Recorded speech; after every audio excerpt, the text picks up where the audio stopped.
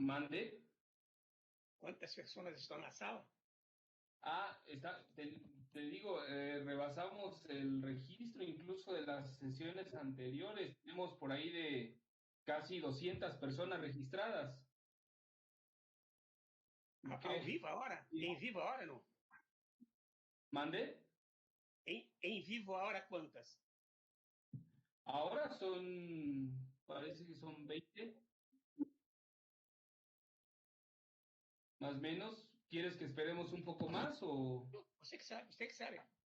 E depois empieza a ponência e depois a gente não toma a ideia de que são 2 horas agora, né? 2 horas e 13 minutos. Queda você à vontade aí para fazer a apresentação e eu já empiezo. Ok. Bueno, entonces vamos a hacer la presentación. Bueno, pues sean bienvenidos a la sexta sesión del seminario Ecología Política, Sufrimiento Socioambiental y Acción Sociopolítica, que es posible a partir del apoyo de la Universidad Intercultural del Estado de Hidalgo, acá en México, y en particular de la División de Ciencias Sociales y Humanidades.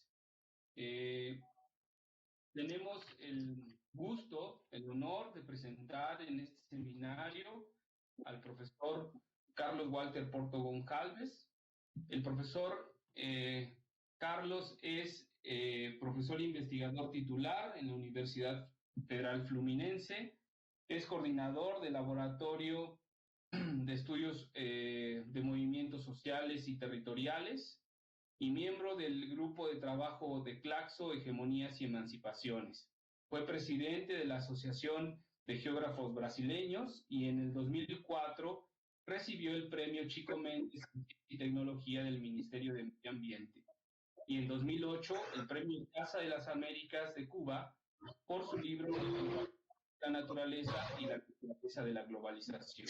Es también autor de diversas publicaciones, artículos, y bueno, anda por toda América Latina haciendo presentaciones. Creo que ustedes, mejor que nadie, ya tenemos el gusto de conocerlo a través de sus textos y en algunas charlas. Bueno, pues bienvenido, Carlos, y mucho gusto de que estés acá con nosotros, ¿no? Y bueno, pues adelante si gusta. Graças, Oscar. Primeiro, a alegria de voltar a entrar em contato com os amigos de México. Um país que me ha hecho muito bem. Vários momentos que tive a oportunidade de estar em México, sempre ha sido muito enriquecedor para mim, tanto do ponto de vista político como teórico. Tenho grandes amigos com quem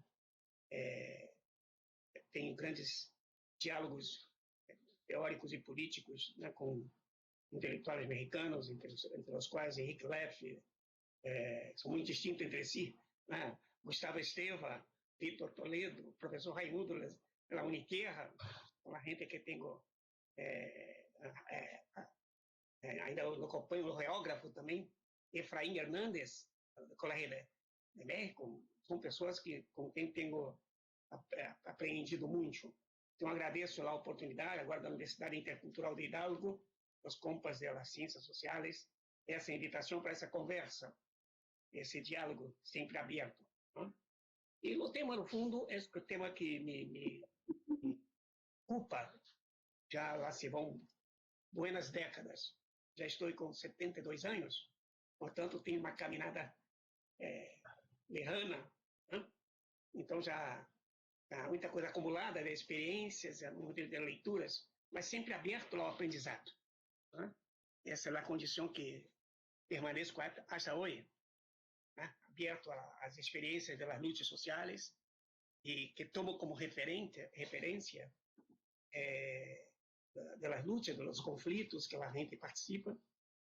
Sempre creio que a luta social é locus, lugar privilegiado do ponto de vista epistemológico. O lugar do conflito é lugar porque simplesmente teremos sempre em cima, a partir de problema, uma questão que está em conflito, há no mínimo duas posições divergentes. Né? Portanto, significa dizer que a história está em aberto. Né? E aqui creemos, como ha dito o sociólogo francês, o Pierre Bourdieu, né? Ele diz que é da natureza da realidade social a luta permanente para decidir o que é a realidade social. Então, o conflito é normalmente um momento privilegiado em que, por lo menos, duas posições existem e que estão dando sentidos diferentes a uma mesma questão. E eu digo isso porque, ao mesmo tempo, me pongo há muitos anos, sempre nos. E aí, um pouco em conta do título, esse título imenso que para a ponência de hoje, né? Para os grupos sociais em situação de subalternização, opressão, explotação. Não me gusta falar de subalternos. Subalterno dá uma ideia de substantiva. Na verdade, a subalternização é uma situação em aberto que pode ser superada. Por isso que prefiro falar de grupos, classes sociais em situação de subalternização, opressão e explotação. Né? E aqui há muitas questões teórico-políticas. Né? Normalmente, as questões da opressão, né? Então, né? As lutas geralmente de caráter mais identitário, político, né? As opressões como negro, como indígena, como mulher, como, enfim. E em geral, o tema da explotação remite aos temas de caráter de classe, né? Então a gente separa essas coisas. Por isso eu prefiro essa expressão subalternização, opressão ou explotação. Há que se ver tudo isso como uma coisa que está pegada na outra, ligada na outra. Né? Por que hablo disso, Oscar? Primeiro, uma questão que me parece muito importante, porque me parece que as ciências sociais passam por um momento muito delicado. Muito delicado porque sofremos uma influência muito grande de uma certa leitura que ha predominado desde os anos 60, né? Que habla de los nuevos movimentos sociais. Né? Esse tema nos ha traído muitas questões ligadas às lutas identitárias, aos negros, aos indígenas, às mulheres, às ecologias, aos ecologismos, e uma série de lutas específicas. Né? E naquele entonces, os novos movimentos sociais parece que se pegaram, né, com os viejos movimentos sociais. Né? E que eram os viejos movimentos sociais? Sobretudo aqueles que falavam de caráter de classe. Né? E passaram a ser conhecidos como viejos.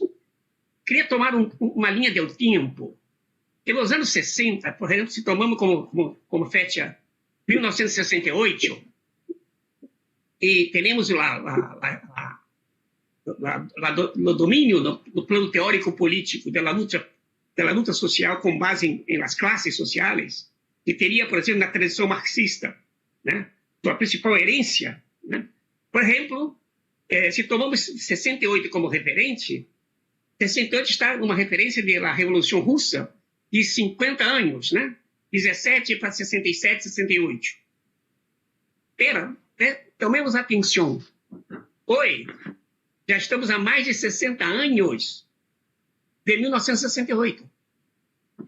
Ou seja, estamos há mais tempo de 68 hoje do que 68 estava em relação a 1917. Ou seja, porque teve toda uma herência de debate teórico-político com base na Revolução e pelas classes, etc.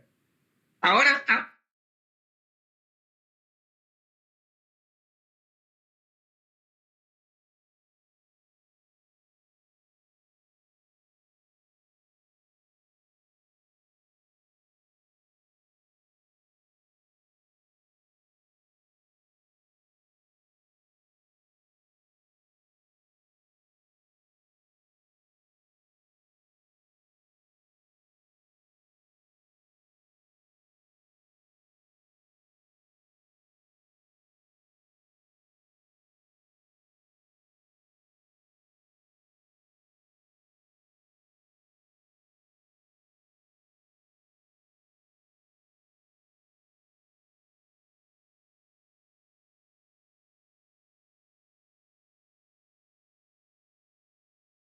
tanta violência em qualquer período de 50 a 60 anos da história. Por que trago isso?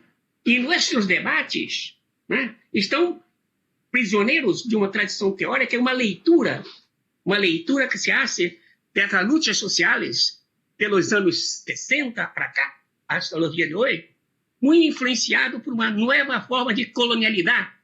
É uma leitura desde a experiência dos europeus e dos estadunidenses, que habla muito de novos movimentos sociais. Por exemplo, tomemos um referente latino-americano, que é José Carlos Mariátegui, peruano. José Carlos Mariátegui dizia que na América Andina, sobretudo Peru, ele era peruano, o problema central era o problema de índio. Mas ele dizia também que o problema de índio era o problema da terra. Ele não separava os dois. Era do índio e era da terra. Portanto, nós teníamos uma tradição teórica que juntava as lutas étnico-raciais com as lutas de classes. Mira, essa leitura se quedou completamente abandonada. Entende? Quer dizer, nós passamos a ter uma herência de influência eurocêntrica pelo maio de 68 francês, pelos 68 estadunidenses, e abandonamos uma tradição teórico-política radical em nossa América, que poderíamos añadir, além de José Carlos Mariátegui, poderíamos colocar todos os caribenhos, Francis Fanon, né? Aimé Césaire, toda essa gente falavam de color, de racismo e de classe ao mesmo tempo. E qual foi a herência que quedamos nós outros? Qual a herência europeia? Então, me parece que estamos diante de um desafio, né, de repensarmos, né, como diríamos, essa prisão teórico-política, né, que essa hegemonia eurocêntrica. E hoje vemos por todos os lados o abandono dessa. E estamos vivendo um período histórico, Oscar, um período histórico da maior concentração e polarização da riqueza de toda a história da humanidade. De toda a história da humanidade. Não teremos um período de 50, 60 anos com tanta riqueza concentrada em poucas mãos. E tome uma referência. A Oscar que eu estou vendo aí na tela, vou tomar a Oscar como se fosse um coletivo. Oscar aqui, para mim, é um coletivo. A ONU nos informa que em 1960 a população mundial era de 3,4 mil milhões de habitantes. 3,4. Desses 3,4 em 1960, 1,8 eram rurais. Mira, há 60 anos atrás, 1,8, em Brasil se diz 1 bilhão e 800 milhões, eram rurais. E 1 bilhão e 400 milhões eram urbanos. Vou tomar agora os dados de 2015, mais cercano de nós outros. A população mundial é de 7,2. Ou seja, passou de 3,8 para 7,2. E mira que se passou. Os urbanos, que eram 1,4, agora são 3,8. Mais que triple hoje de los urbanos. Pero, preste atenção, os rurales eram 1,8, hoje são 3,4. Olha que paradójica. Nunca tivemos tanta gente nas áreas rurais como hoje. Explotou a população. Imagina, isso nós temos um problema, eu diria, metabólico, que implica ao mesmo tempo a terra com letra minúscula e a terra com letra maiúscula. Entende, não? Letra pequena, terra, a terra que se planta, que se pisa, e a terra que é o planeta. Nós temos as duas escalas. É um câmbio profundo de desterritorialização jamais vivida na história da humanidade. Aquilo que Marx ha estudado pelos enclosures, cercamento dos campos em Inglaterra, eis uma pequena muestra do que se ha passado em nossos olhos, em nosso momento. Então, nós estamos vivendo um momento de profundo processo de violência desterritorializadora, nos mostrando que aquilo que Marx havia chamado de acumulação primitiva é um processo permanente e não originário. Certo? É um processo permanente. Aliás, Armando Bartra dizia que a acumulação primitiva é permanente. E hoje passando por uma proporção imensa, imensa, imensa. Um processo que, ao mesmo tempo, né, genera para garantir a matéria e energia no abasto da cidade, de alimentos, de comida, de água, de produtos, né? Há uma demanda imensa de minérios, de terras, de água, promovendo processos de devastação violentos. Por isso eu digo, a pandemia, na verdade, é um processo que é fruto, né, desse processo de avanço, dessa acumulação primitiva desterritorializante. E se prestarmos atenção, Oscar, olha que coisa cruel, cruel. Que produz patógenos, zoonoses, não é isso? Que produz vírus, não é isso? Ao se destruir as savanas, ao se destruir os bosques, ao se destruir os rios, não é isso? Que produz desequilíbrios. E os vírus, né, que quedam zoonoses. Quer dizer, moléstias, não é isso? Vírus que vão nos atacar. Que se aproveitam de toda a rede logística de integração capitalista do mundo e circulam com velocidade por el mundo. E chegam na cidade. E olha a paradójica, Oscar. A gente que mais está morrendo de Covid, de coronavírus, são a gente com 3 moléstias: hipertensão, diabetes e, como chama de la gordura? A gente muito gorda, né? Como chama? Obesidade.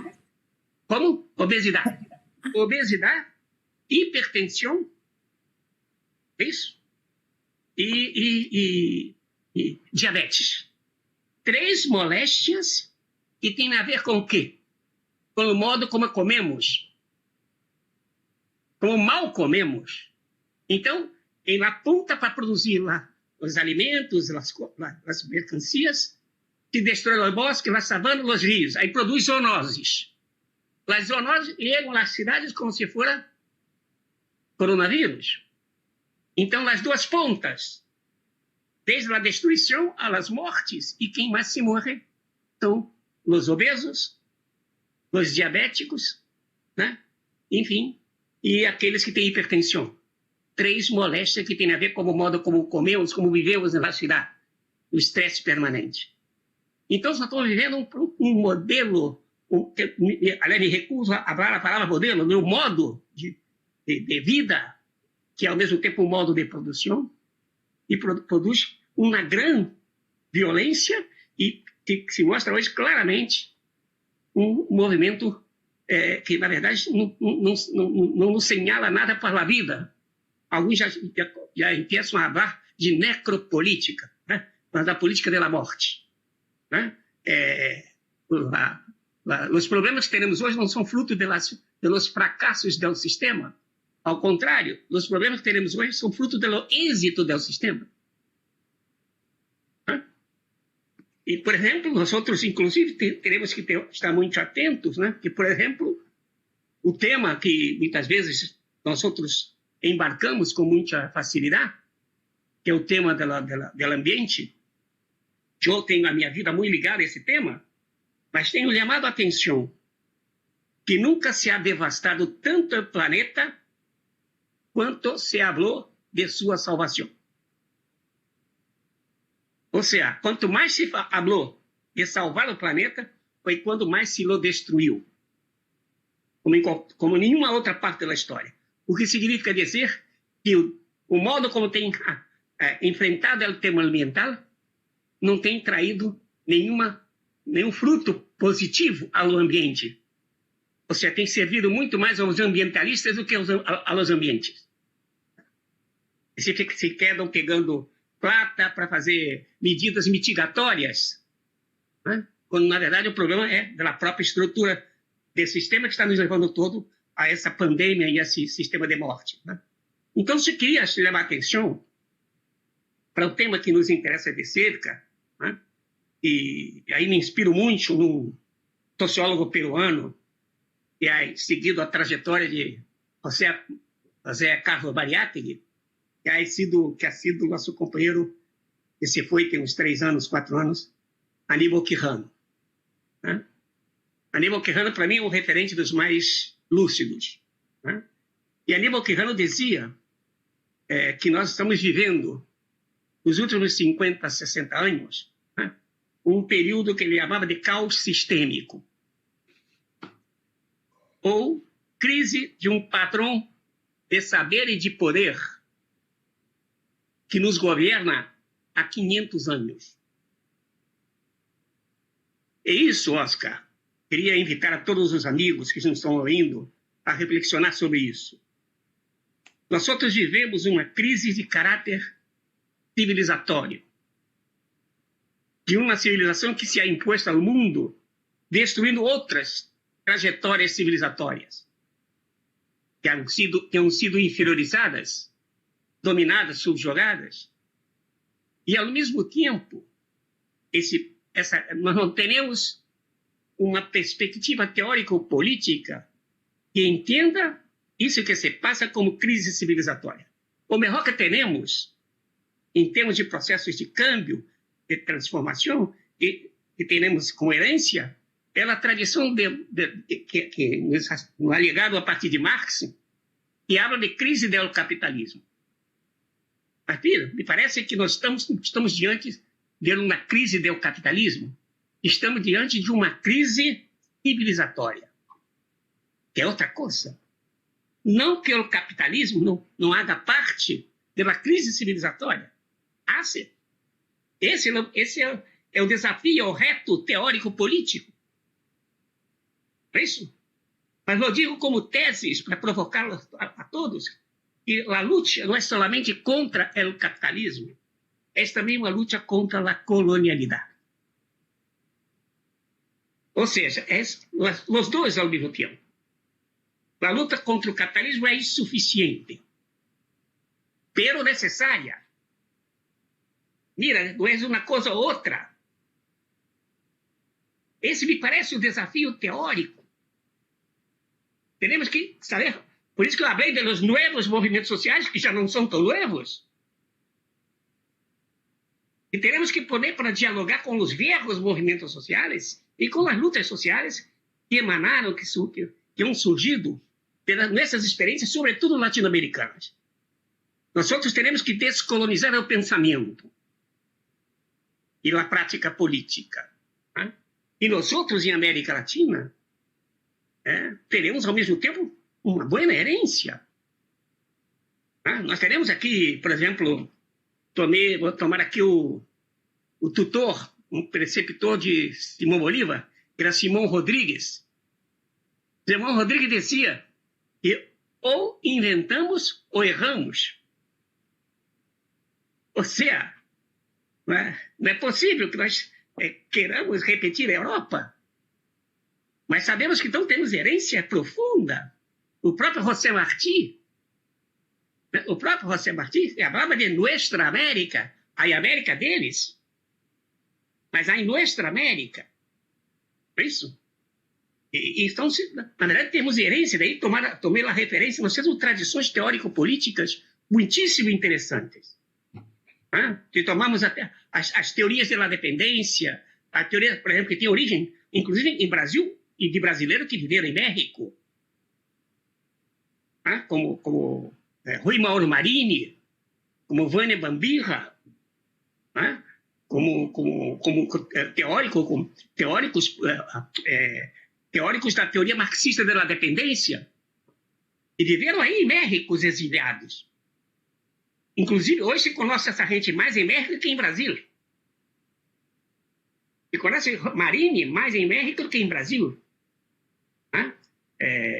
Teotônio dos Santos, por exemplo, um teórico maravilhoso, era companheiro de Rui Mauro Marini, com a teoria marxista da dependência. É uma tradição política fantástica. Se tomamos, vou repetir, tomando como referência os caribenhos, Franz Fanon, Aimé Césaire, mas Stuart Hall, são teóricos fantásticos. E é um pensamento próprio.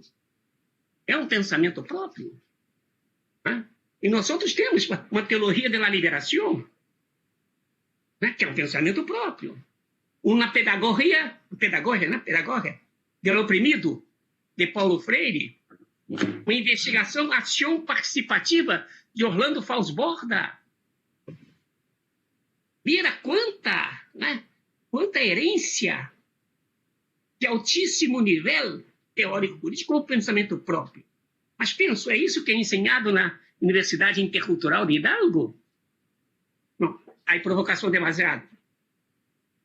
Ou, na verdade, não tem... É essa gente que estamos lendo? Por exemplo, a ecologia política crítica latino-americana. Você tem Henrique Leff, Vitor Toledo, e além dos Maristela Svampa, Alberto Acosta, temos aí gente nova, como Emiliano Teran Mantovani, venezuelano, maravilhoso. Como tem Horácio Machado Arauz, de Argentina, maravilhoso. Nilson Betancourt Santiago, colombiano. Essa gente tem 40, 45 anos, com um pensamento da ecologia política de altíssimo nível. Portanto, temos um pensamento próprio, inspirado em gente como Aníbal Quijano, com essa gente que eu vinha falando. E ainda, por exemplo, falar das ciências naturais, com interconexão com o pensamento crítico, social, como o caso dos chilenos Humberto Maturana e Francisco Varela, que são dois biólogos maravilhosos. Talvez se tivesse escrevido seus livros em inglês ou francês, todos nós leíamos, por essa universidade colonizada que temos. E nós temos um pensamento próprio, isso, para poder pensar, assim como temos, inclusive, referentes próprios, da Revolução Mexicana, da Revolução Cubana. Nós outros conhecemos, fora de México, mais a Revolução Russa e Francesa do que a Revolução Mexicana. Conhecemos mais a Revolução dos Europeus, e, ao mesmo tempo, não teremos nos dedicado, por exemplo, à experiência da própria Revolução Cubana. Os cubanos têm um chiste. Eles uma vez me contaram esse chiste. Me gustam os chistes. Eles dizem assim: nós outros cubanos não temos o hábito de ler os manuais da Revolução. E como não temos lido, hicimos a Revolução. E se tivéssemos lido os manuais, não teria como fazê-la. Ou seja, a caráter herético, a heresia pela Revolução Cubana, deveria ser um referente quando, nos anos 60, preferimos ler os teóricos europeus a seguir Che Guevara. Che Guevara é herético. Che Guevara questionava o socialismo burocrático. Não foi a esquerda francesa quem hizo a crítica. Lembra, Fidel Castro, Che Guevara hicieron a crítica. Nós teríamos uma herência muito positiva de uma esquerda, não eurocêntrica e ousada, herética. Quem conhece hoje o pensamento de Che Guevara? Quem? Quem se dedica a isso? Né? Por que perdemos essa trilha, esse rumbo? Enfim, Oscar, vivemos um momento de caos sistêmico e que teremos que buscar, crise, diria a democracia de maneira mais específica, uma crise de um padrão de poder e de saber. E a colonização não é só um processo econômico, político, que é, mas é também epistêmico, de colonização das mentes. Por isso, não há necessidade da crítica ao eurocentrismo e descolonizarmos nosso pensamento.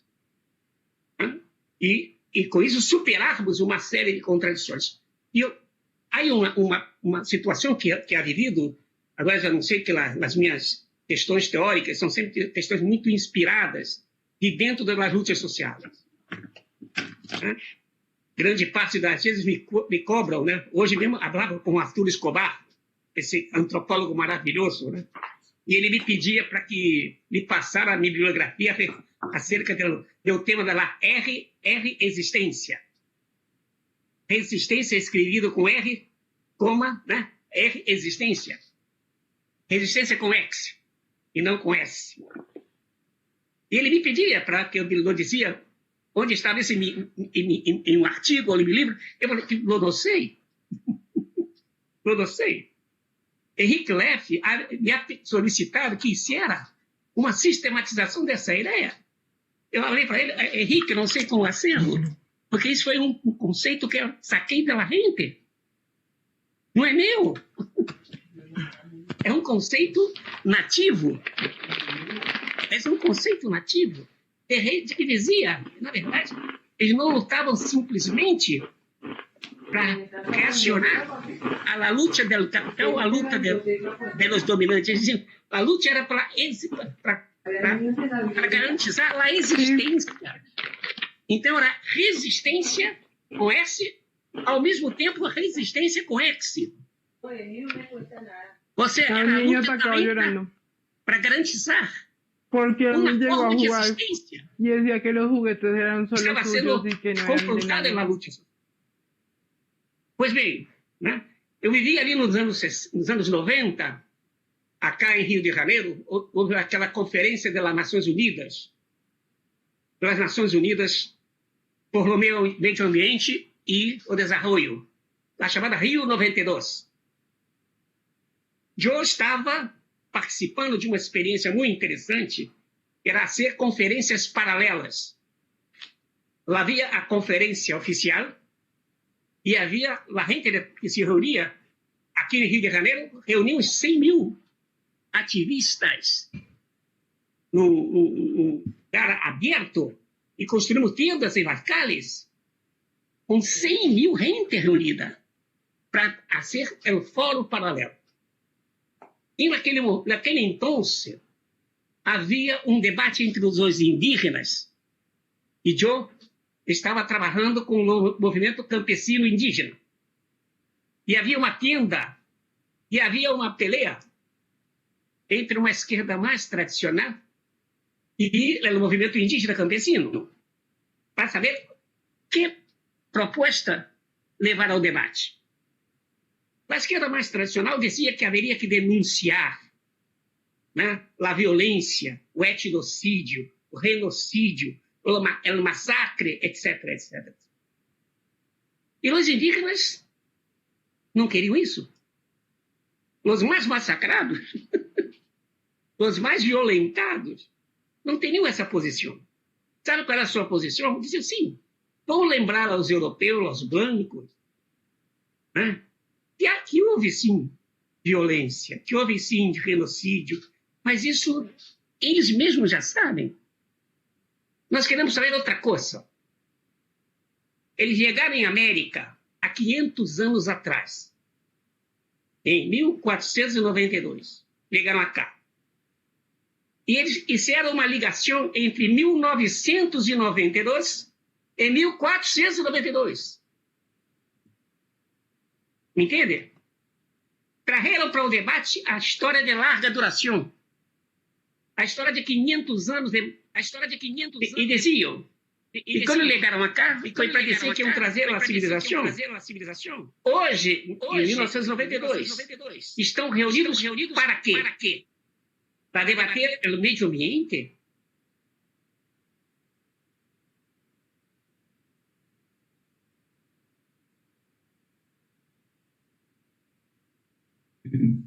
Carlos, perdón, creo que cerraste tu micrófono de forma accidental. Ya no te escuchamos.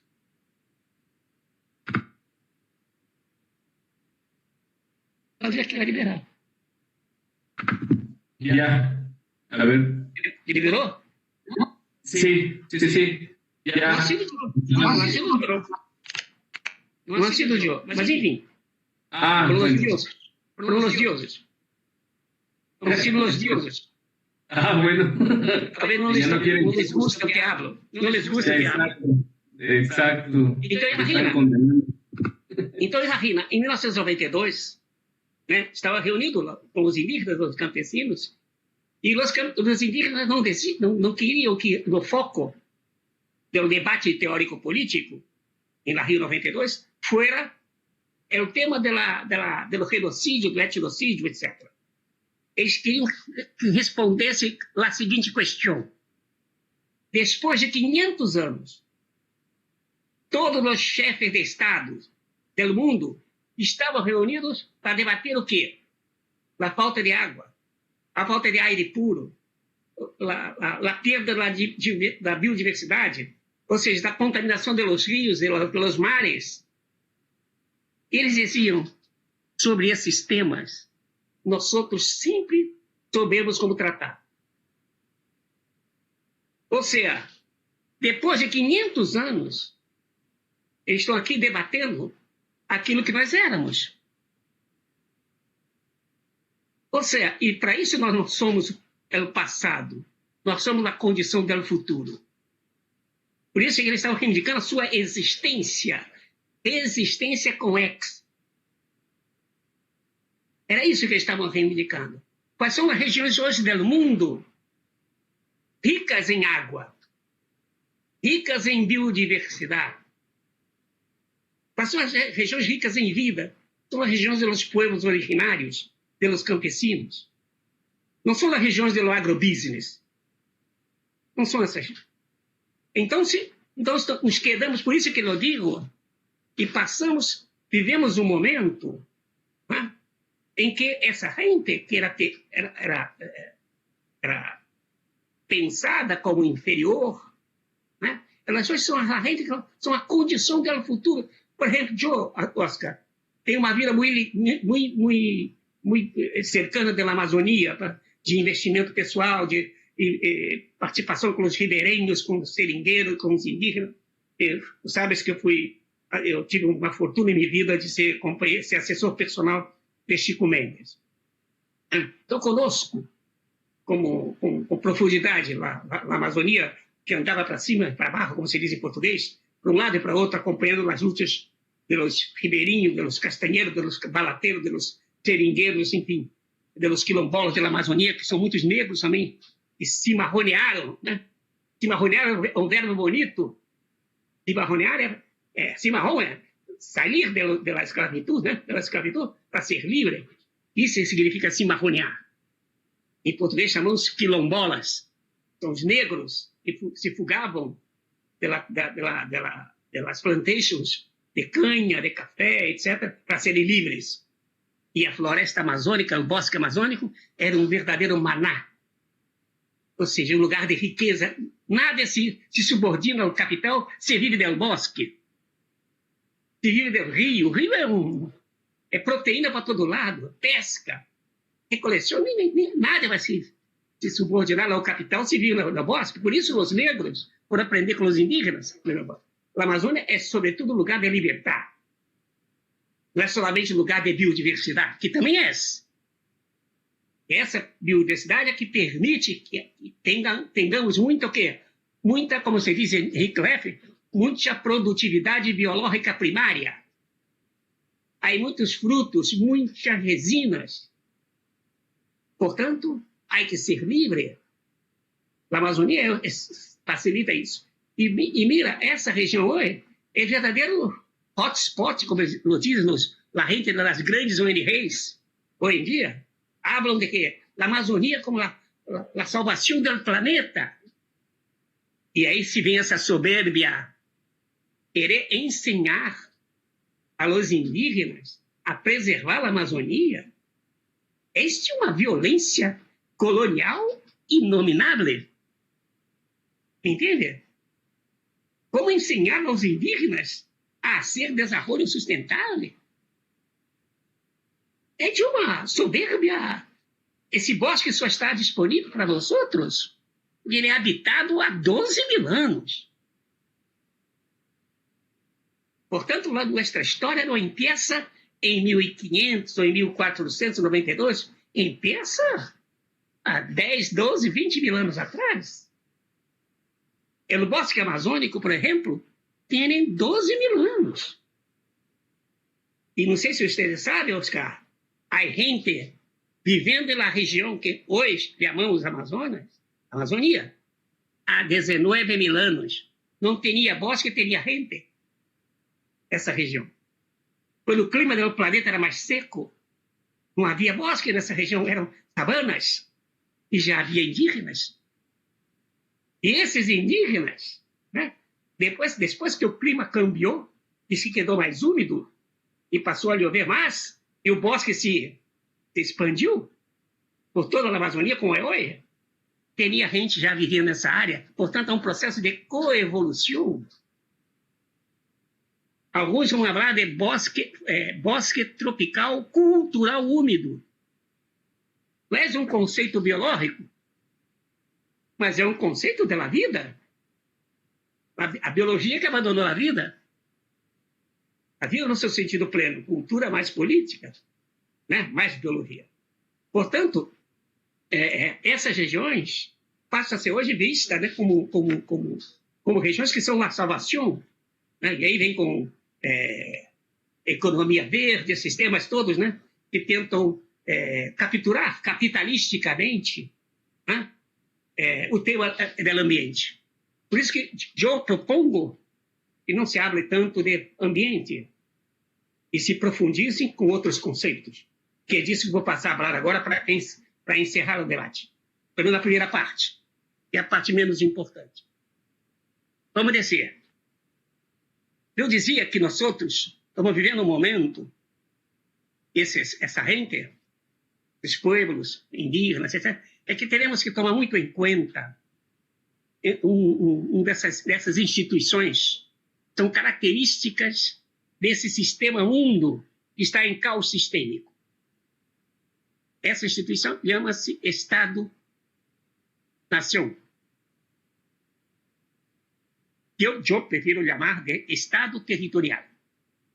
Porque dentro do mesmo Estado, dicho nação, existem múltiplas nacionalidades. Portanto, o conceito de Estado-nação é um conceito colonial. Esse é o primeiro ponto que temos que ter claro. Isso significa dizer que isso é aprendido com um grande mexicano, que é minha inspiração, que é Dom Pablo González Casanova, que me ha ensinado que nossos países, nossos estados, são conformados pelo colonialismo interno. Esse é um tema que, aliás, deveríamos retomar um texto maravilhoso de Dom Pablo, chamado El Colonialismo Interno, que ha sido revisitado por ele, contestando as críticas que lhe fizeram, cerca de 30 anos depois. Está publicado em um livro de Claxo, chamado Marxismo Hoje. Lá está o texto, é o colonialismo interno revisitado, que é Dom Pablo recuperando seu texto dos anos 70, né, e lo reescrevendo agora em 2005, 2006. E é um texto maravilhoso, né, que nos ha chamado a atenção para isso. Ou seja, o Estado dito nacional na verdade, é um Estado marcado pela violência colonial interna. O colonialismo não é um problema solamente de Europa para com nós outros. É um problema também de nós outros, interno. Portanto, a colonialidade se reproduz em diferentes escalas. Não é isso? E nós sabemos como isso se passa. Né? Os indígenas sofrem isso todos os dias. Pero queria chamar a atenção justamente para isso. Né? Que nós outros temos que pensar que essa instituição precisa ser reinventada. E, por exemplo, ali depois da guerra, a ONU, a Organização das Nações Unidas, logo de imediato, logo depois da guerra, ha solicitado a um grande antropólogo francês, muito conhecido, chamado Claude Lévi-Strauss, para escrever um livro chamado Raça e História. Raça e Cultura. São 2 textos maravilhosos, que é muito interessante para nós retomarmos esses textos. Retomar essa literatura crítica. E qual era o problema que a Europa enfrentava? O que ser com as minorias étnico-culturais no interior dos estados. Mas por que pensavam isso? Por que pensavam isso para os judeus que haviam sido massacrados pelo nazismo? E depois da guerra, vamos abrir o debate do relativismo cultural, que haveria que ter espaço para as minorias étnicas e culturais no interior do Estado territorial. Pero, olha que coisa interessante, Oscar. O que os europeus não estavam preparados era para que os indígenas e os negros reivindicassem o mesmo. Ou seja, e com isso abriram um debate profundo, né, em torno de questionar o caráter colonial do Estado. E nesse sentido somos solidários com os judeus. Mas o Holocausto é contra os indígenas, é contra os negros e também contra os judeus. Mas ha sido necessário massacrar alguém na Europa para que eles vissem o que eles praticavam em África e em América. E os povos indígenas e negros explotaram esse debate, e aí teremos autores como Dom Pablo Casanova que vão escrever sobre o colonialismo interno. O Rodolfo Staudenhagen, que você conhece bem, chileno que ha vivido em México, e que contribuiu enormemente para trazer o debate, né, a respeito do mundo indígena e campesino. Mas eu queria chamar a atenção, Oscar, para mim em particular, me sinto às vezes um pouco solo em português. Eu me sinto às vezes solo porque insisto em uma fecha, que é o ano de 1990. Esse ano, para mim, é um divisor de água, um divórcio em um aquário. 1990. Por quê? Estava eu vivendo em Bolívia, quer dizer, trabalhando em Bolívia. Morava em Brasil, mas trabalhava a cada 3 meses.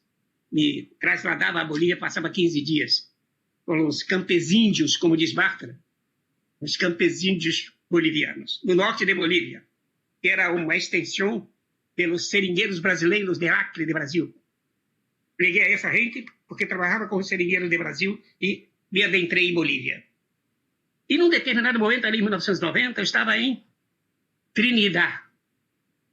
Trinidad é uma pequena cidade no departamento de Beni, na Bolívia. E naquele então se arreglava uma marcha que saiu de Trinidad e a salida das terras bajas da Bolívia e a caminhando, a subir do altiplano e chegou a La Paz. Essa marcha, Oscar, teria uma consigna maravilhosa. Dizia a marcha por la vida, por la dignidade e ao território. Mira, surgiu desde a periferia de la periferia. né? Pando, em Bolívia, Beni, Pando, do departamento del Norte de Bolívia, na Amazônia boliviana, é a periferia de la periferia, que é Bolívia, de uma região periférica, que é a América do Sul. Ou seja, de la periferia, de la periferia, de la periferia, ha surgido um movimento que traz em seus ombros a mais profunda opressão. Ele dizia, luta por la vida, por la dignidade e o território. Oscar, nesse mesmo ano, 1990, em Quito, liga uma marcha que é a partir da Amazônia equatoriana. La consigna, luta por la vida, la dignidade e o território. Que conexão é essa? Que conexão é essa? Mira, não estão lutando por la liberdade, igualdade e fraternidade. Isso é o eurocentrismo. As direitas se quedaram com a liberdade. As esquerdas se quedaram com a igualdade. E nada se quedou com a fraternidade. A fraternidade la deixaram para os curas, para os pastores, e gente de tipo. Mira, que não estão falando de liberdade, igualdade e fraternidade. Estão falando de vida, dignidade e território.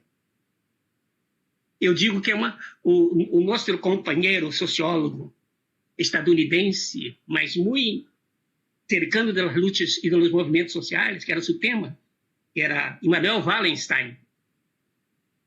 Wallenstein nos chamava a atenção, usava um conceito de geocultura. Né? Por exemplo, a geocultura, que são os valores que os europeus impuseram ao mundo, né? Em diferentes momentos. Por exemplo, depois do século XVIII, né? o iluminismo, e nos ofereceram o quê? A consigna, liberdade, igualdade, fraternidade, que é uma espécie de geocultura que ha colonizado o mundo. Por as direitas e por as esquerdas. Mira que nossos indígenas e campesinos não estão falando de liberdade, igualdade e fraternidade. Estão falando de vida, dignidade, território. Mira, é outra dimensão epistêmica e política. Vida humana e não humana. Ou seja, nossas vidas humanas dependem da vida como um todo. Hoje está mais claro, dependemos de um vírus. Não necessitaram disso para falar disso. Ao mesmo tempo, a dignidade, de respeito, que sou digno, sendo Quichua, sendo Aymara, sendo Sócio, sendo Yanomami, sendo Guarari, sendo campesino, sou digno, sendo como sou. É como se fosse o tema da identidade, pero prefiro falar, como eles falam, de dignidade. Sou digno porque sou distinto e sou digno sendo distinto, sendo próprio. Isso coloca o tema da diversidade. É isso? É no tapete da política. E, ao mesmo tempo, para que minha cultura, minha dignidade pueda existir, não é uma questão abstrata a entender o território. Para que minha territorialidade, que é a minha cultura, com a terra, com a vida, pueda existir. Mira, Oscar, nós estamos diante de outro referente, outro léxico teórico político. Não é isso? Que é distinto. Que, ao mesmo tempo, necessita do Estado, mas um Estado plurinacional. Mira, não querem Estado nacional. Hablam de pueblos e não de pueblo. Pluralizam o pueblo.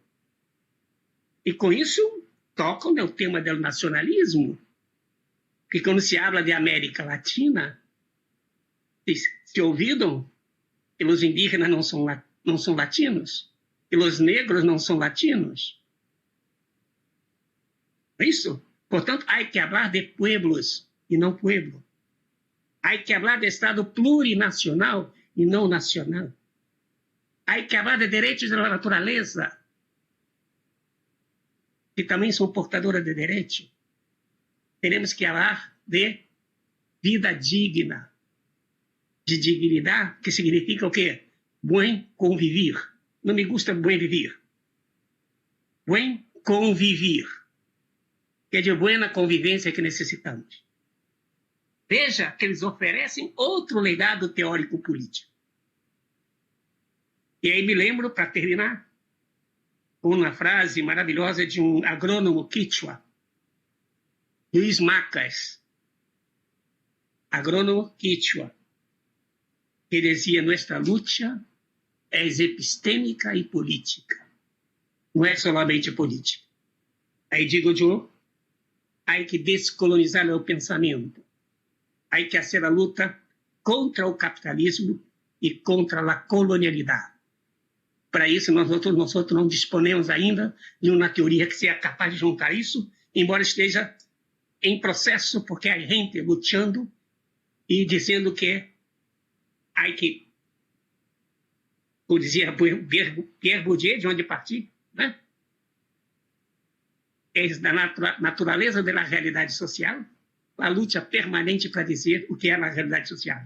E desde abaixo, justamente falando de todo esse outro referente, Estado plurinacional, direitos da natureza, bem convivir, isso, Estado plurinacional, hablemos de pueblos e não de pueblo. E parece que nós estamos diante de uma tarefa gigantesca, se temos a humildade de ver que desde abaixo estão referentes profundos para outros horizontes de sentido para a vida e para a política. Graças por atenção e vamos para a parte mais importante agora, são as perguntas. Muchas gracias, Carlos, ¿no? Muy interesante todos estos retos, estas puntualizaciones que nos presentas, que creo no solo están en el texto que nos enviaste, están en muchos más que has publicado, ¿no? Y es un trabajo de muchos años, ¿no? Como lo mencionas, muy de cerca con la gente a una escala de a pie, ¿no? No a una escala fuera de la realidad social, ¿no? En el gabinete, sino más bien de cerca con los sujetos, y creo que eso es muy enriquecedor, ¿no? Muy vivo. Bueno, ahora vamos a pasar al espacio de preguntas, comentarios. Para ello les pido por favor, si quien quiera participar, que prenda su micrófono, nos diga su nombre, de qué institución es, qué hace, ¿no? Y pues así sería la lógica. ¿Ok? Pues le cedo el micrófono. Gracias.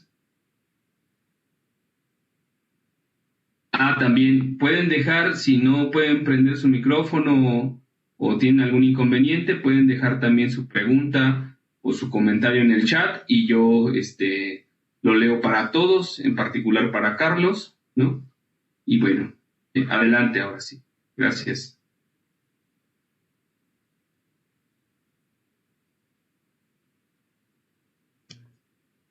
Hola, ¿me escucha?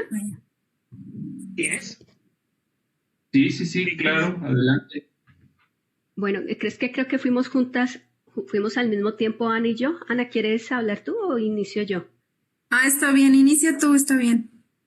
Bueno, dale. Bueno, voy a presentar, espera. Yo soy de Colombia, hago doctorado en la Universidad Estadual de Campinas y hago parte tanto del grupo de Geografía Humanista de Brasil, Geografía Fenomenológica, como el grupo de Pensamiento Ambiental de Colombia Manizales, con Patricia Noguera.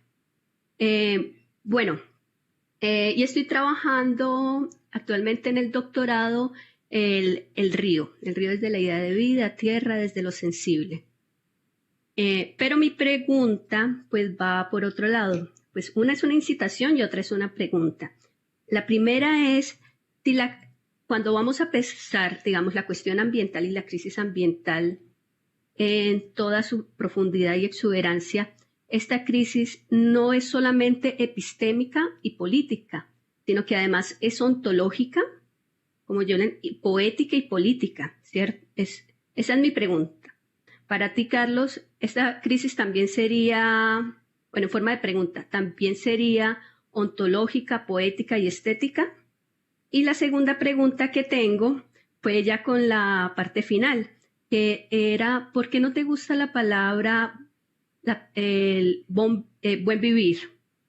En especial con la misma reflexión que se ha venido haciendo sobre la vida, ¿cierto? El mismo Lev trae una reflexión muy interesante en el fuego de la vida, o Kosia también en la vida sensible. Esas serían mis dos inquietaciones. Muchas gracias. A última questão, Ana Teresa? A última questão é se por que você não gosta do bom viver, especialmente com as reflexões também que o mesmo Lev traz sobre a vida, no fogo da vida, o Kosia na vida sensível e todas as comunidades. Isso. Sim, bueno. ¿Pasemos a más preguntas o vamos directo a punto? Una. Pues si quieres, de 2 en 2, ¿te parece? Creo que, ¿quién más quería hablar? ¿A Ana Gabriela? ¿O no, Greta? Perdón. Deixa eu tomar a Ana Teresa, no sé si facilita. Ana Gabriela parece, ¿no? Sí. Hola, buenas tardes.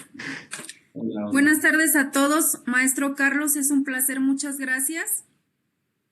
Creo que además de, pues ha sido una plática muy enriquecedora de lo que, pues, además de ser su investigación, ha sido su vida, ¿no? La pasión con la que ha dedicado su vida, pues se ve en esta charla.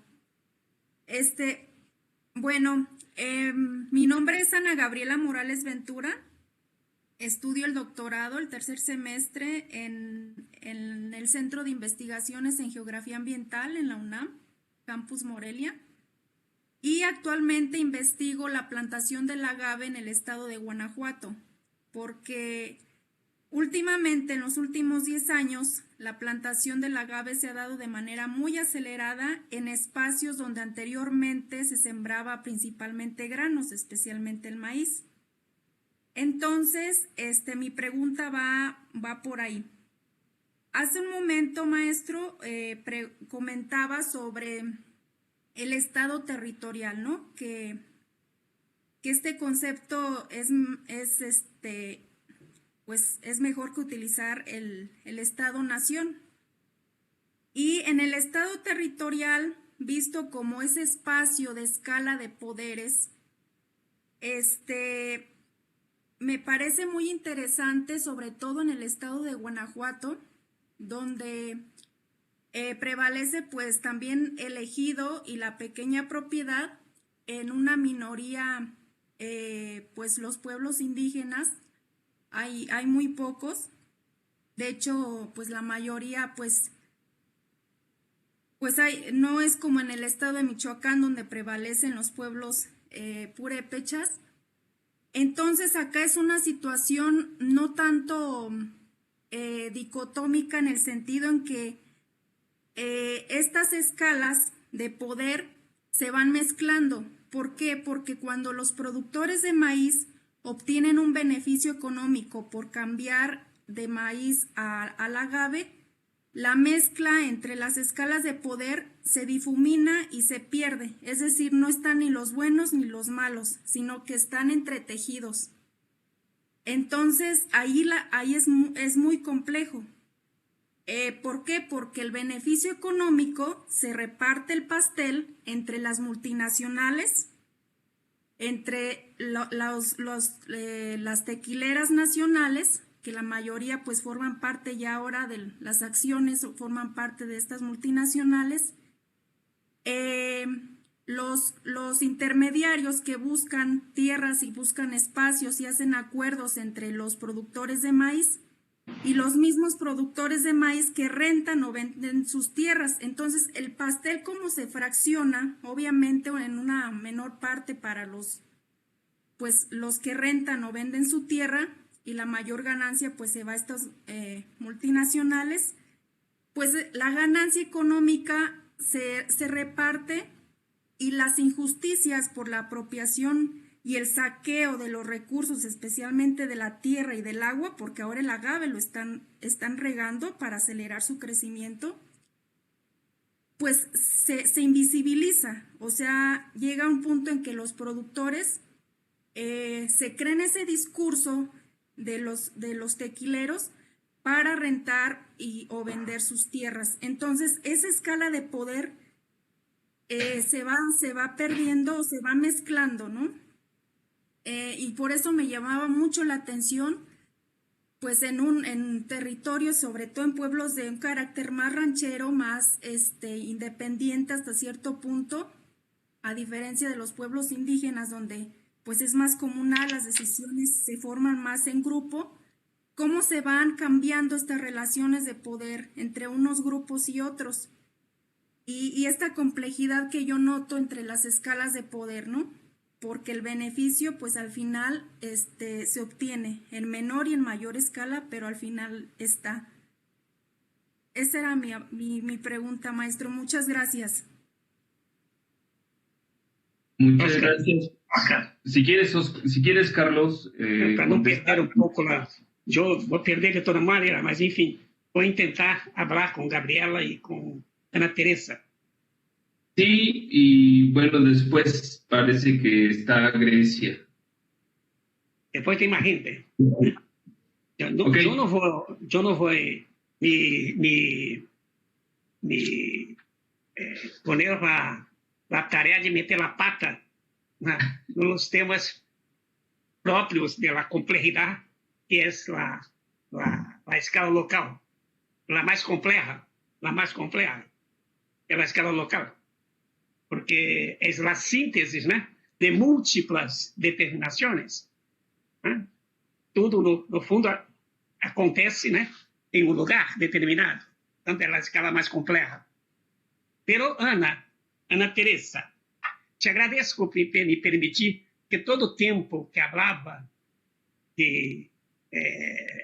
da luta epistêmica e política, eu falava de dentro da luta social.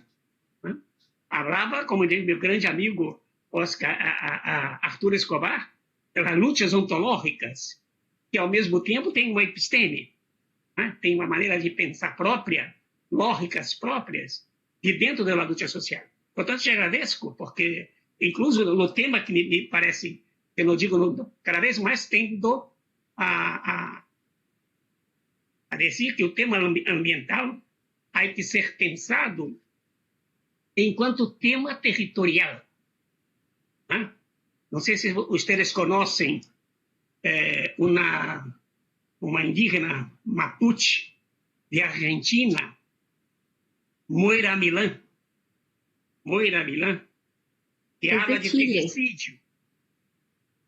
terricídio, né? Que me parece um conceito extremamente importante, que está dialogando com todas essas questões que vamos falando acá, né? Que habla. Então, te agradeço, Ana, que é a oportunidade, que as lutas são ontológicas e, ao mesmo tempo, epistemológicas, os dois. Né? Essas coisas que o pensamento eurocêntrico nos atrapa. Né?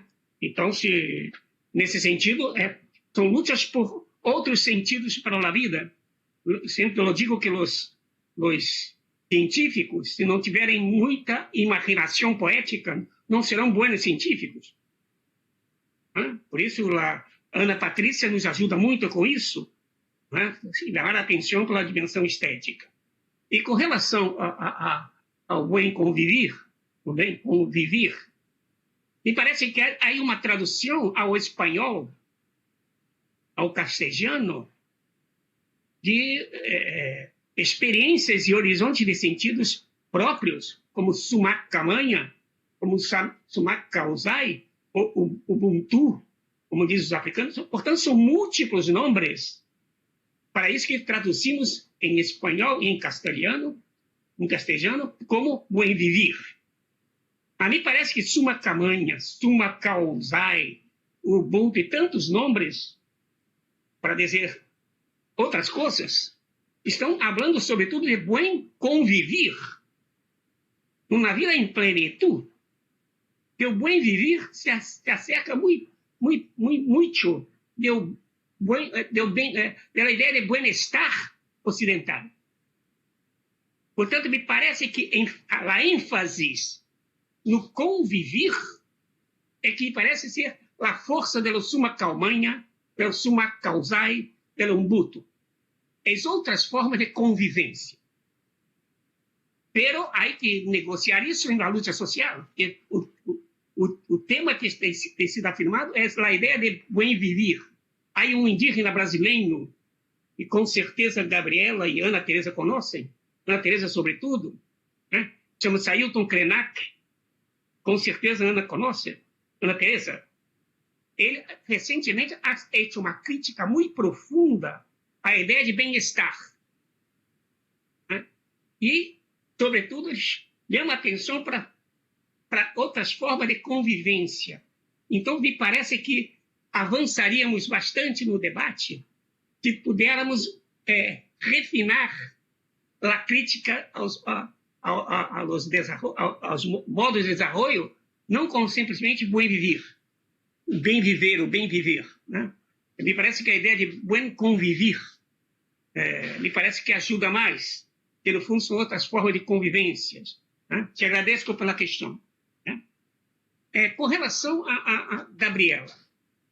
Gabriela, primeira coisa que temos que ter muito claro, né, é que estamos diante de processos profundos, né, que ocorrem em múltiplas escalas. Me parece que é muito importante para nós outros vermos que as escalas não são externas às relações sociais e de poder. Elas são internas. É isso. E, portanto, estamos vivendo num mundo que, ao mesmo tempo, teremos... Porque as grandes corporações são as que compram o maíz. E o maíz é sempre produzido em algum lugar. Portanto, é global ou é local? Os dois. E nós outros teremos que saber que essa me parece que é o reto de nós outros, né? É como se fomos a ser com essas lutas, que são lutas de resistência muito intensas, que se hacen à escala local, mas quando vamos observar os vetores que se inscrevem na escala local, em diferentes lugares, os vetores são os mesmos. Enquanto nossas lutas são lutas locais, separadas, fragmentadas, né? O capital opera de maneira articulada, unificada, e nós outros estamos fazendo lutas locais. Então, me parece que nós outros vamos ter que recuperar a ideia de las lutas em redes de redes, pero de uma atenção simples. E a força das redes são os nódulos da rede. Quando as redes são tensionadas, os nódulos são os lugares, necessitam ser fortes. Então, há que construir redes, mas redes para fortalecer os nudos.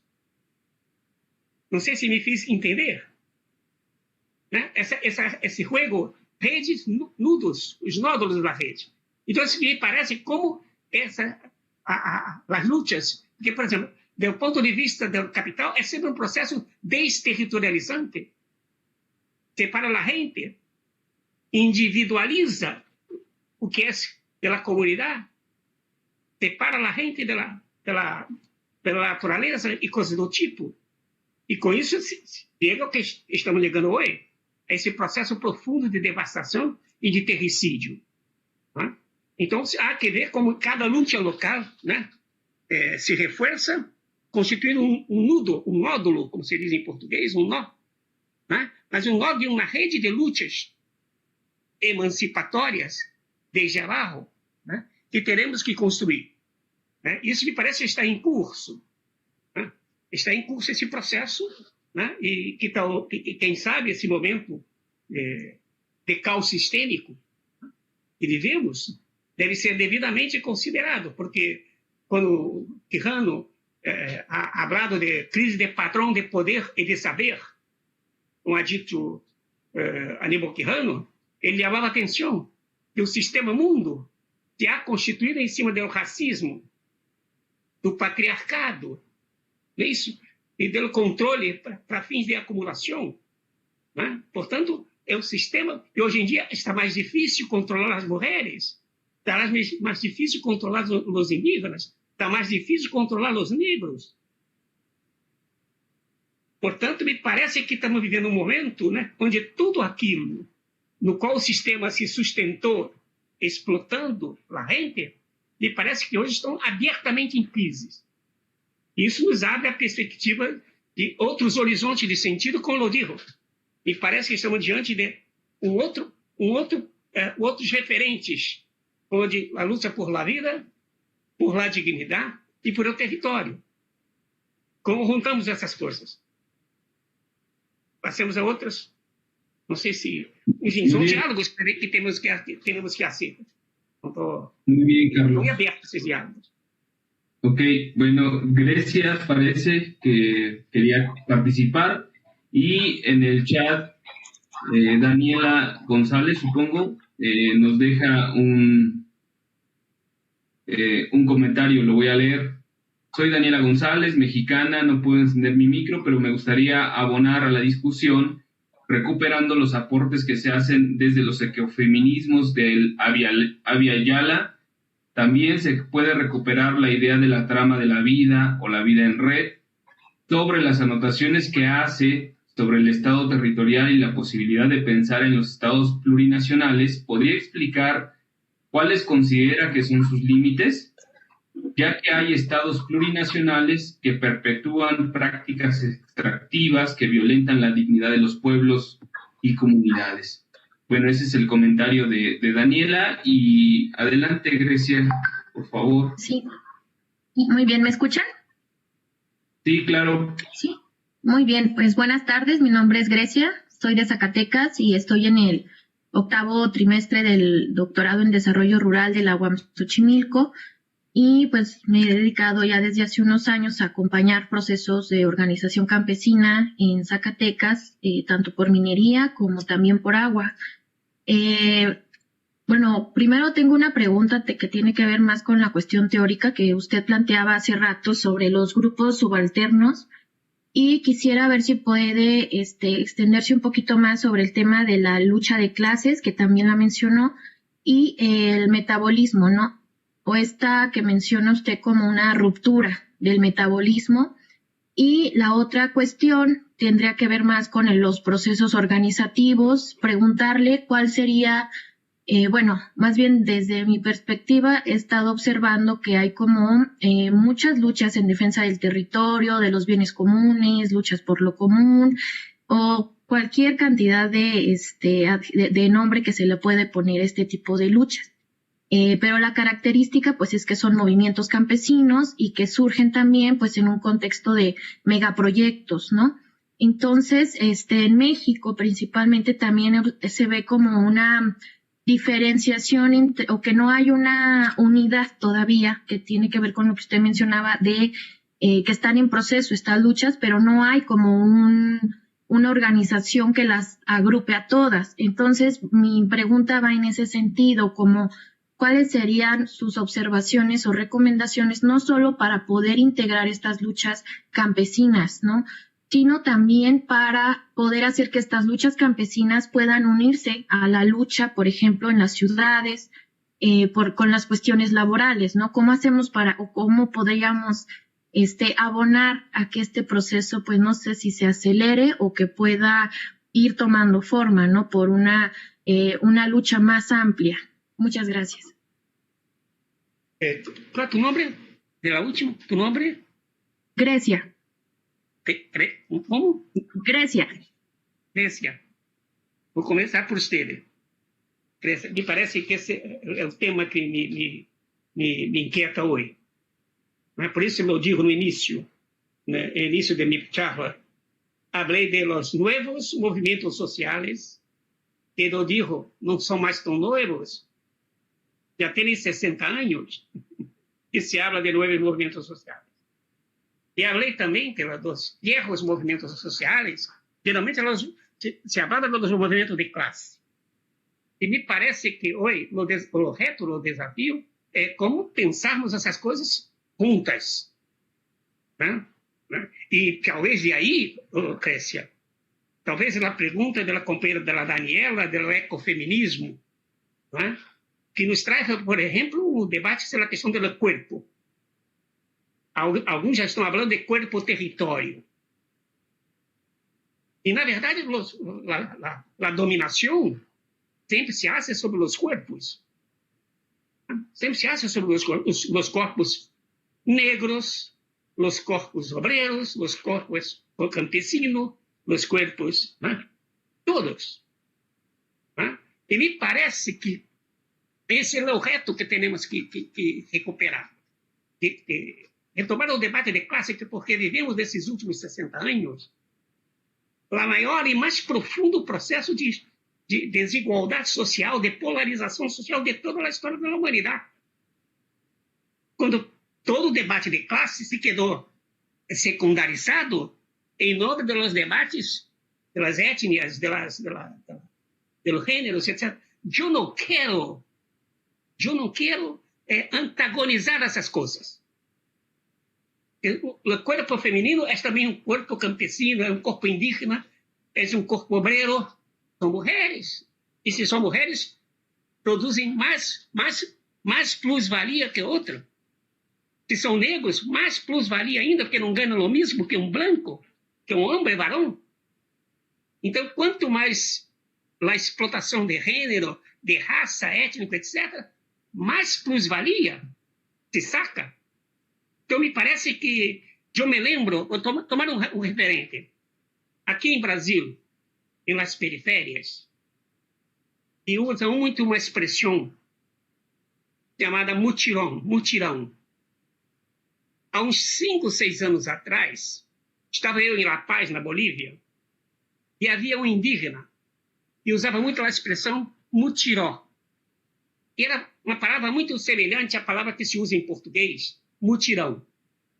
Quando teve um break na charla, eu fui a perguntar a esse indígena, fui falar com ele, e falei que havia uma palavra em português muito parecida, muito semelhante à palavra que ele usava, que era mutiró. Nesse momento, esse tipo indígena passou a conversar em português comigo. Ele falava espanhol, falava português e falava guarani. E ele me ha dicho, professor, mutiró, mutirão, é uma palavra guarani. E mira, e o que é mutirão? Quem vive no mundo andino, há uma palavra que se usa muito, minca, uma palavra quichua, que significa o quê? Trabalho comunitário, trabalho coletivo, trabalho em comum. Mutiró em português, mutirão em português, de origem guarani, é uma palavra que significa ajuda mútua, solidariedade, e é o que mais se hace na periferia urbana, pelas grandes cidades. Mira, há uma espécie de colonização de los de a pé, que han colonizado as periférias urbanas com trabalho de solidariedade, de ajuda mútua. Minga em La Paz, em Bogotá, em Santiago, em Assunção, todas essas cidades se hacem minca, em português se hacem mutirão. E veja, numa sociedade individualista como a sociedade burguesa, né? É uma sociedade individualista, e nas periférias urbanas, o que mais se hace é ajuda mútua. Minca, mutiró em português, mutirão em português, uma palavra guarani, e mira, são palavras indígenas. São palavras indígenas campesinas. Ou seja, enquanto estamos buscando um proletariado com aquela inspiração eurocêntrica, a gente na cidade estão fazendo ajuda mútua, reciprocidade, solidariedade, inspirada em tradições indígenas e campesinas. Por isso, há que descolonizar o pensamento, né? E ver como essa gente se organiza e se hace, né? E se hace experiências comunitárias e solidárias, que teremos uma cabeça descolonizada. Ao mesmo tempo, acá em português, é muito comum lá, por exemplo, a palavra, eu sempre tomo a palavra proletário, já que hablasse classe, né? A classe proletária. Já paramos para pensar de onde vem a palavra proletário? Vem de prole. Vem de prole. E quem cuida da prole em uma sociedade machista? Em uma sociedade, né, marcada pelo patriarcado. Quem cuida da prole? As mulheres.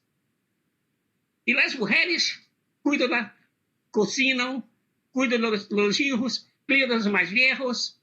Assim, todo o trabalho que é um trabalho não pagado em sua casa.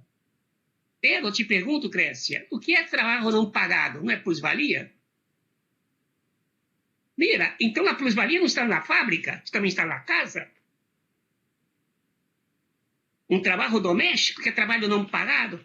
Imagina quanto teria que ganhar um homem, um varão, se tiver que pagar por sua comida todo dia em um restaurante, né? Se tiver que pagar por tudo aquilo que sua mulher faz em casa, um trabalho não pagado. Por isso, Silvia Federici diz que uma das principais reivindicações é o direito das mulheres à sua jubilação como madre. É um direito, porque ela produz o tempo todo plusvalia para a sociedade. Pode não ter um trabalho assalariado clássico. Então, me parece que a liberação do proletário há que involucrar a prole, e aquela que cuida da prole, as mulheres. Ou seja, a luta de classes obrera, ou será feminina ou não será. Isso é que me parece que esses são os retos que teremos que desenvolver. Involucrar os temas gênero-classe, né? Raça-classe, e não separá-los. Já fomos errando demasiado, já fomos muito erranos em nossas fragmentações. E aí encontrar é preciso, sobretudo, descolonizarmos nossas mentes, despatriarcalizar nossas mentes. Isso me parece que são questões que são retos. Não é a luta ou feminina ou obreira, ou campesina, ou, não é luta ou, é I. E aí, com coligação. Isso me parece que é o reto que estamos inventando. Não é isso? E que teremos que... E nesse sentido, né, os movimentos ecofeministas, né, têm a virtude de nos ter traído o debate do tema do corpo. Sempre señalo que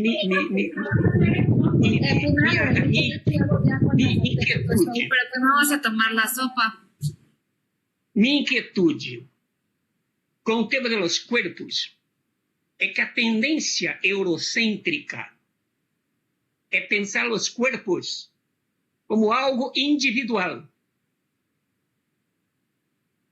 Eu insisto, os corpos não são anteriores às relações. São as relações que constituem os corpos. Entendes? Quer dizer, portanto, é preciso superar esse individualismo cognitivo. Uma espécie de individualismo cognitivo que é uma marca do pensamento eurocêntrico. Por exemplo, em la biologia, é o organismo, a célula.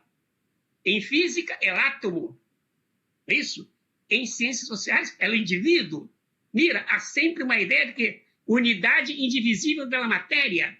O pensamento eurocêntrico não consegue pensar, a não ser a partir da ideia de unidade indivisível, o indivíduo.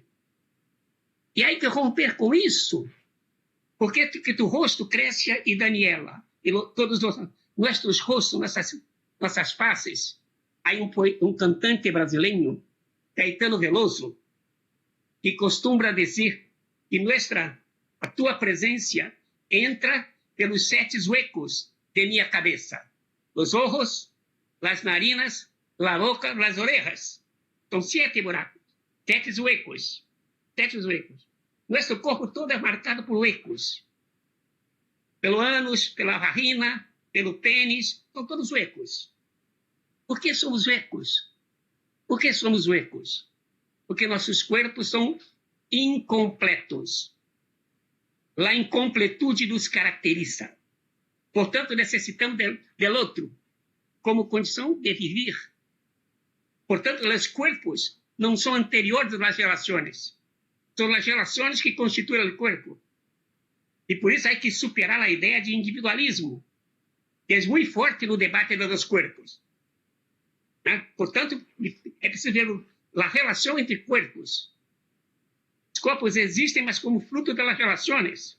Portanto, não há possibilidade de superação da violência, da biopolítica que atravessa os corpos, se não superarmos, não é isso? Essa visão individualista. Há teórico greco que viveu em França, Cornelius Castoriadis, que ha hecho uma crítica muito profunda a isso. Ele é minha inspiração para esse tema. Ele faz a crítica da lógica identitário conjuntista. É assim que ele habla. Há que fazer a crítica dessa forma de imaginar o mundo a partir dos conjuntos identitários, individualistas.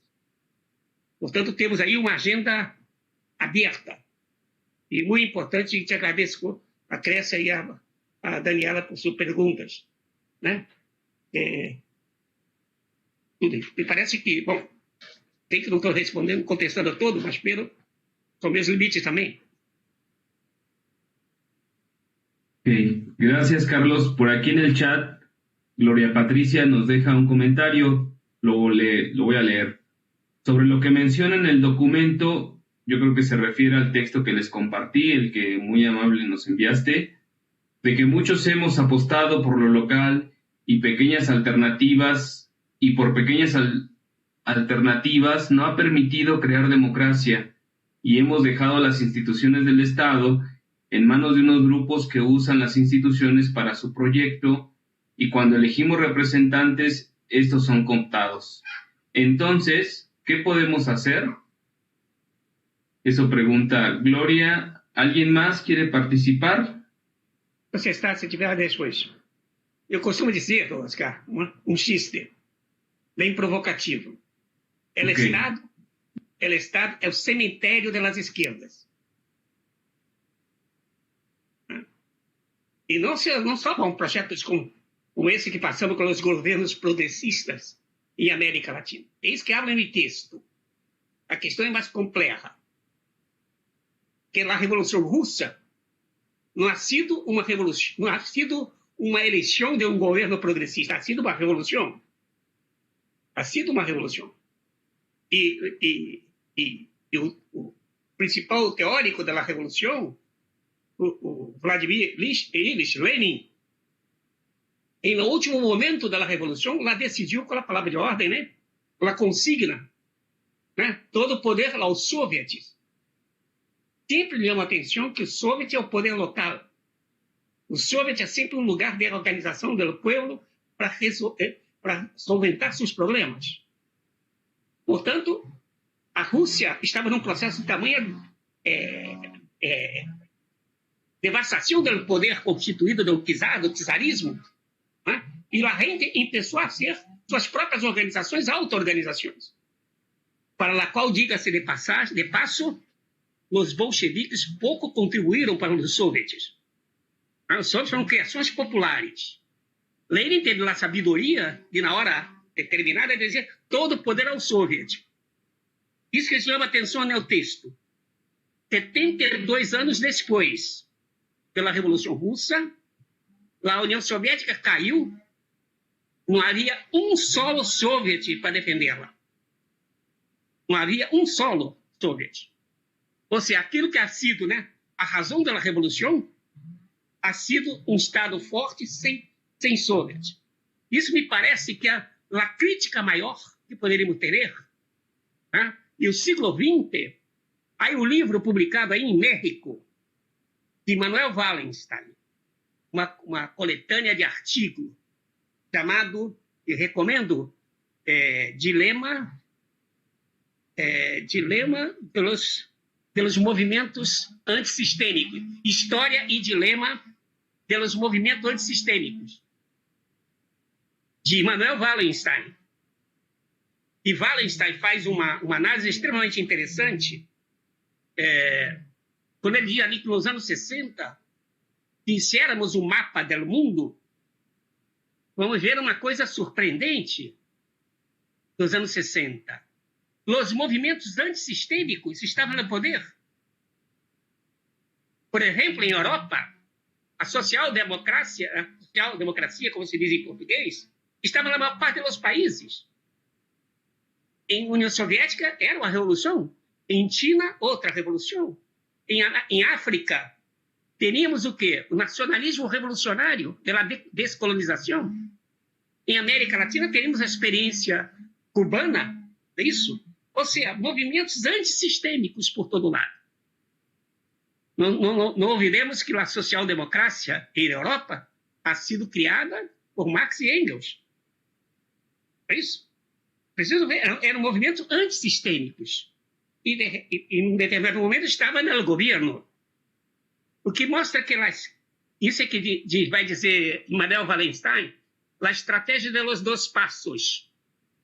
Primeiro passo, tomar o poder do Estado. Segundo passo, cambiar o mundo.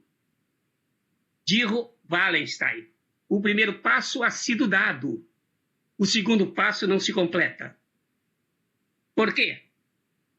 No lugar da emancipação não é o Estado. Isso é preciso ter muita claridade. Não confundamos, como dizem os franceses, a necessidade com a virtude. O Estado pode ser uma necessidade, mas não é o lugar da virtude. O problema é que as esquerdas se sentem muito confortáveis no Estado. E aí tomam o poder, criam um Estado forte e não criam mais experiências de auto-organização da gente. Nesse sentido, trago para reflexão uma palavra de um grande amigo que ha sido um líder importante pela luta pela água em Bolívia, Oscar Oliveira. Oscar Oliveira é teu pseudônimo, é teu mesmo prenome que tu, Oscar. Oscar Oliveira, de Cochabamba, da Guerra del Agua. E num texto recente, uma entrevista, um texto que ele ha escrito, que ha sido publicado pelo Movimento da Luta pela Água em Chile, um livreto pequeno, que está em cima de mim, mesa cá, está lendo recém. Vou ver se eu não encontro cá. Aí uma confusão na minha mesa, nem eu não entendo cá. Aqui, ó. Esse livro aqui, ó. Não sei se dá para ler. Dá para ler, não? Las luchas por el agua em Nuestra América. Vozes em Movimento. É uma publicação de Modatima, que é um movimento de luta por água em Chile. Um movimento muito interessante, Modatima. Portanto, é um movimento em defesa da natureza, guerra e meio ambiente. Por exemplo, Oscar Oliveira diz assim: teremos que ter claro que o Estado não vai desaparecer tão temprano. O capitalismo não vai desaparecer tão temprano. Pero ele não tem uma visão pessimista. O que nos cabe? Fortalecer ao máximo nossa capacidade de auto-organização a partir dos lugares em que vivemos, controlarmos as condições de reprodução metabólica da vida. Ou seja, esse tema que é atraído acá, esse é o tema do metabolismo, que no fundo não se trata solamente da terra, é de tudo que está implicado no metabolismo da vida, cuja fratura, como já é empezado a Marx a falar disso, de hoje eu não hablo mais de fratura, falo de colapso metabólico.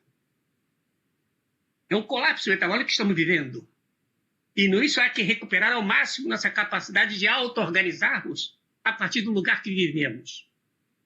E nesse sentido, né, é que teremos que profundizar nossa capacidade de auto-organização. E aí há experiências fantásticas. Estou em curso em Brasil, em Colômbia, em Peru, em México, em Chile, em Bolívia. Há muitíssimas experiências riquíssimas. Estão em curso. Né? E señalando, né, para a capacidade de autogoverno. Por exemplo, em Brasil, por exemplo, agora os indígenas inventaram uma coisa que chamam de protocolos de consulta. Ou seja, com base no convênio 169 da ONU, né? Convênio 169 da ONU, eles falam o seguinte: nós teremos o direito a ser consultado, pero hay que ter protocolos. Exigimos que, por exemplo, os mundurucus, os indígenas fantásticos de capacidade de resistência na Amazônia contra grandes obras, grandes projetos, megaprojetos, ou de Belo Monstro, como chama Belo Monte, que é uma grande presa hidrelétrica, os mundurucus, um enfrentamento muito forte, ele diz o seguinte, e parágrafo 1 do protocolo, para nos consultar, os consultores têm que falar nossa língua, têm que falar em munduruku. Se não habla em munduruku, não podemos fazer a consulta. O protocolo de consulta exige como primeiro item que se hable munduruku. Ou seja, isso me parece que um aprendizado que está em curso de experiências de autogoverno e que estão em vários lugares do mundo. Como diz Gustavo Esteva, né? O problema do mundo não está nas lutas locais. A solução passa por aí. O problema é como nós articulamos as lutas locais em rede, mas redes que não podem ser maior que os nudos. Insisto nessa tese. Há que fortalecer os nódulos. Não sei como se habla em espanhol, nudos. Nudos das redes. São os lugares da vida onde podemos controlar ao máximo a capacidade de reprodução metabólica, com a agroecologia, uma prática de controle que do circuito do metabolismo de matéria e energia. Quanto mais controlamos isso, mais teremos condições de autogoverno, né? Enfim, isso está em curso em vários lugares do mundo e se pensamos a mirar mais para baixo, veremos que é melhor do que estar mirando ao céu. Gracias, Carlos. Ya para ir cerrando, si gustan, voy a leer un comentario que deja Ricardo desde Chile acá en el chat. Nos dice, mi pregunta apunta al hecho de que en este territorio se están discutiendo la institucionalización de la plurinacionalidad, pero existen comunidades mapuches que plantean la separación del Estado chileno. Sobre esto quisiera saber, pues, un poco tu opinión, Carlos, y si alguien más de los que están acá acompañándonos quiere hacer un comentario, una pregunta a Carlos, final, para ir cerrando.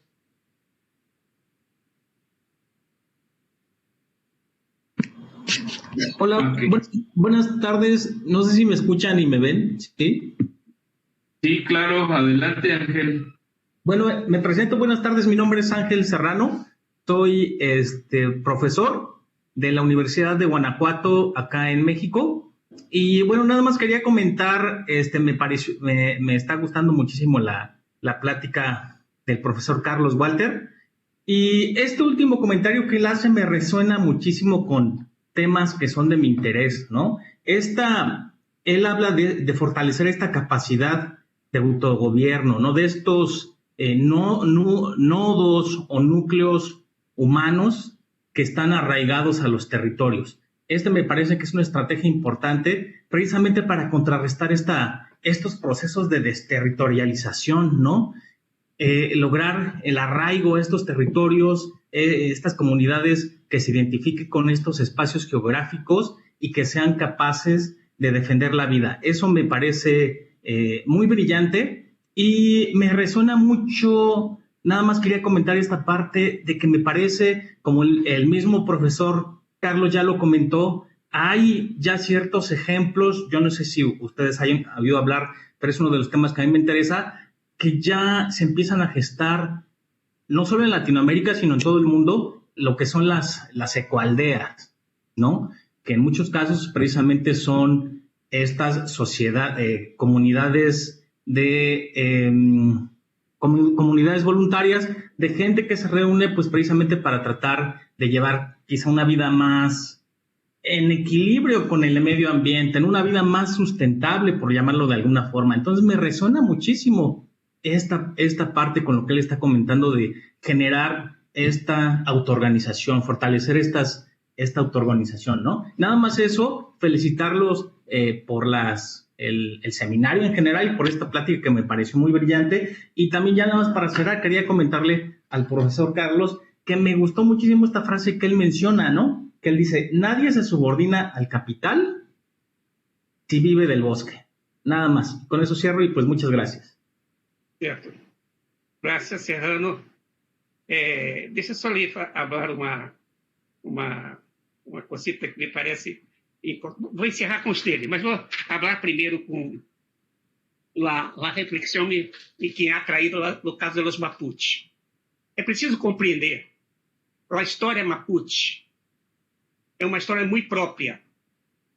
Muito própria. Vocês sabem, ou deveriam saber, que durante o período colonial, a região da Araucanía de Chile e Argentina não ha sido colonizada pelos espanhóis.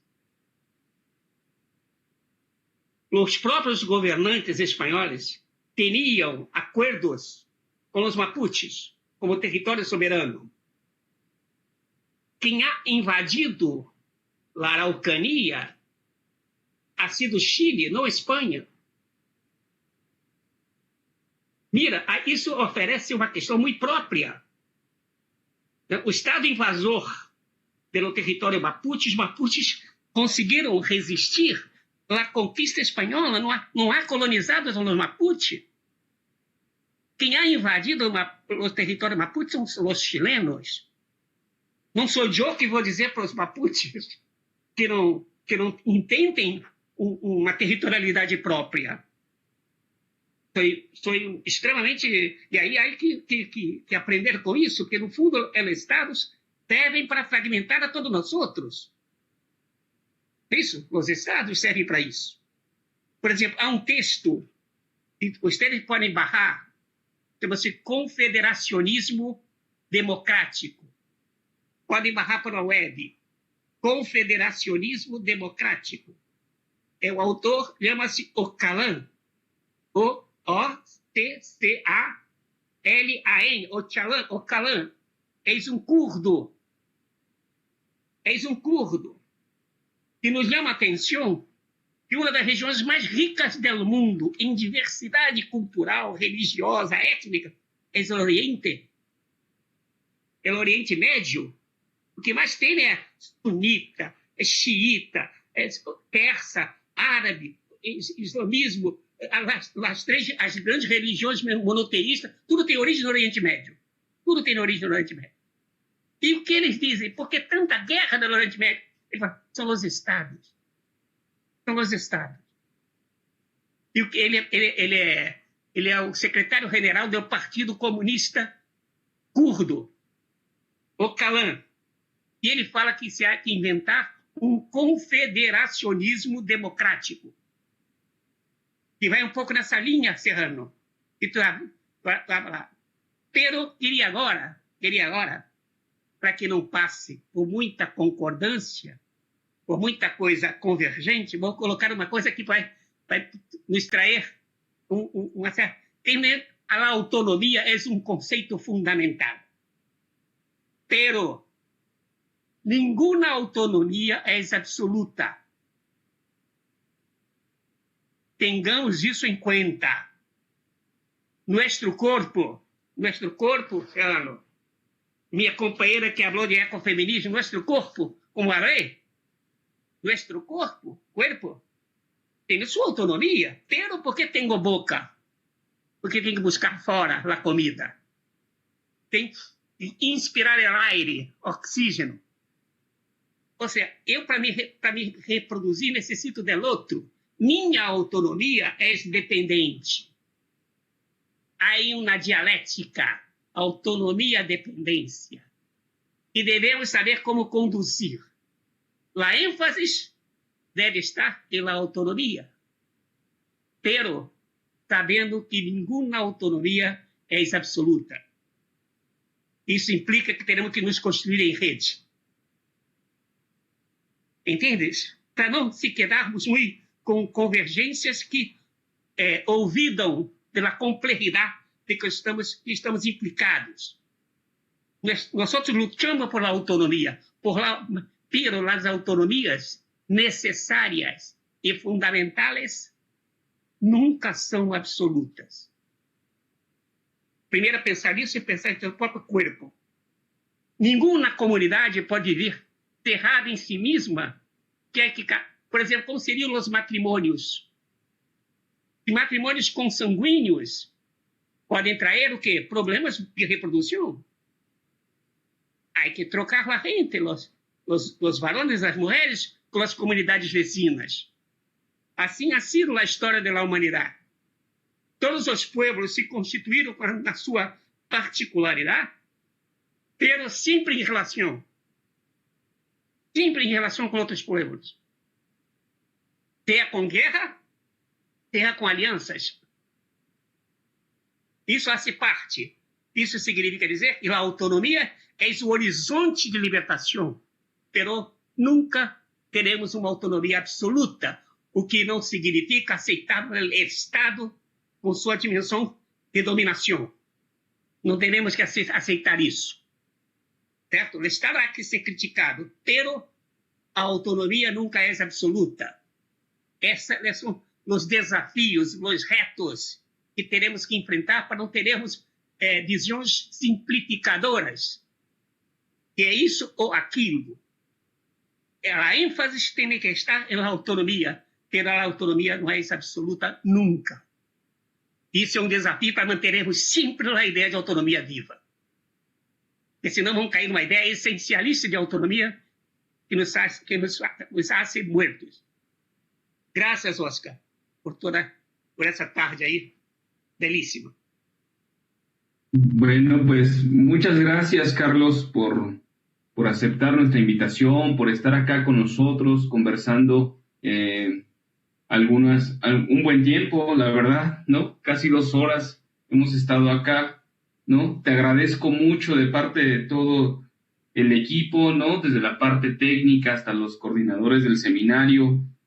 Muchas gracias, Carlos, a nuestros compañeros, compañeras que están acá con nosotros acompañándonos. Los invitamos a estar pendientes de nuestras siguientes sesiones en nuestras redes sociales. Cualquier duda, comentario, háganoslo saber a través de nuestro correo electrónico. Creo que aparece en nuestras redes sociales, Facebook.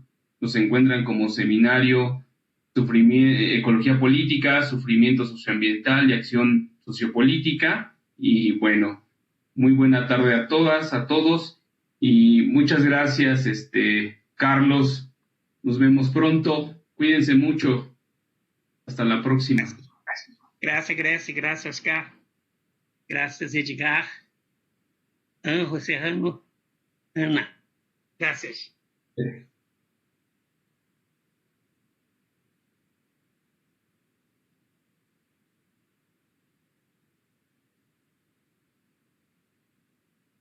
Carlos, se me olvidó un último detallito. Estamos reuniendo las ponencias, bueno, algunos textos de los que nos han acompañado en el seminario, con la intención de hacer un pequeño libro con estas discusiones que se han presentado acá,